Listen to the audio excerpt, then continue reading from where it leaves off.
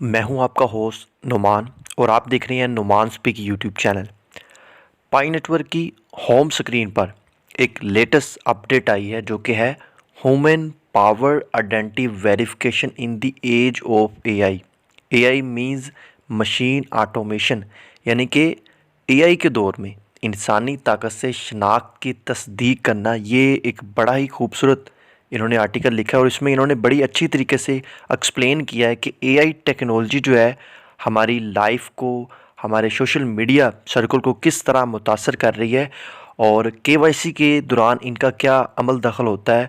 और दूसरा, पाई नेटवर्क के जो इतना बड़ा इनका एक सिस्टम है, इतनी बड़ी इनके पास कम्युनिटी है, 35 मिलियन प्लस इनके पास जो कम्युनिटी है, इन्होंने अपने केवाईसी को किस तरह सक्सेसफुल किया और केवाईसी किस तरह की जाती है, कौन सी चीज़ें एआई चेक करती है, कौन सी यहाँ पर वैलिडेटर चेक करते हैं।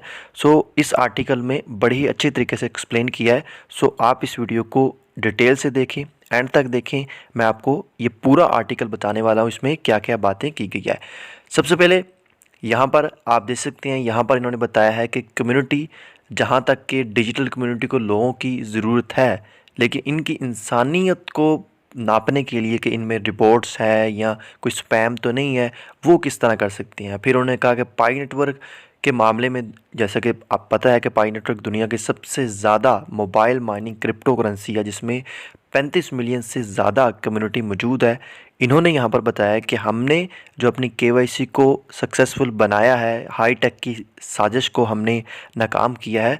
सो उसमें मकामी जो हमने तरीका अपनाया, यानी वैलिडेशन का तरीका अपनाया है, वो काफ़ी ज़्यादा आगा हमारा कामयाब रहा, जिससे हमारी केवाईसी जो है वो सक्सेसफुल हुई है।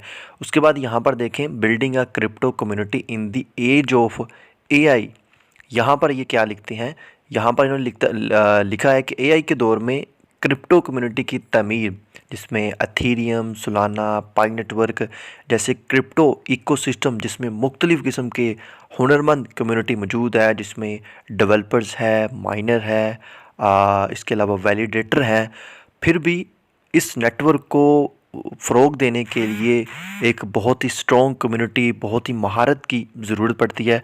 बट दूसरी जानब इन्होंने बताया कि फ़ेसबुक, ट्विटर जैसे रवायती सोशल मीडिया नेटवर्क जो है, अपने सार्फिन की तादाद को बढ़ाने के लिए, उनको फैसिलिटीज़ प्रोवाइड करने के लिए एआई एल्गोरिथम का इस्तेमाल उन्होंने देखा है। लेकिन ये बहुत ज़्यादा मुश्किल रहा है यूज़र के लिए भी।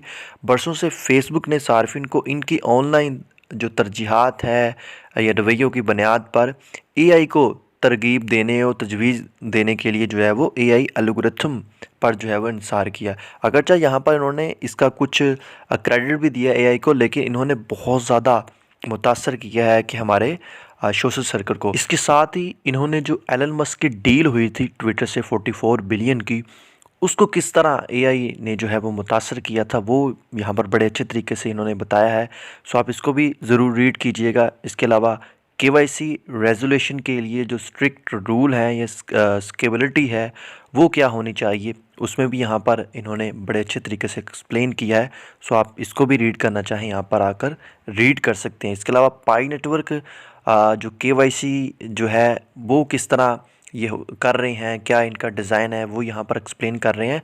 और एआई को जो ऑटोमेशन टेक्नोलॉजी है, उसको यहाँ पर केवाईसी के लिए उन्होंने किस मकसद के लिए यूज़ किया, वो यहाँ पर बता रहे हैं कि इमेज प्रोसेसिंग, टेक्स्ट निकालना, जेली आईडी का पता लगाने के लिए और लाइवनेस चेक करने के लिए और तस्वीर के मुआवजे के लिए जो है वो एआई को यहाँ पर ये इस्तेमाल में ले रहे हैं।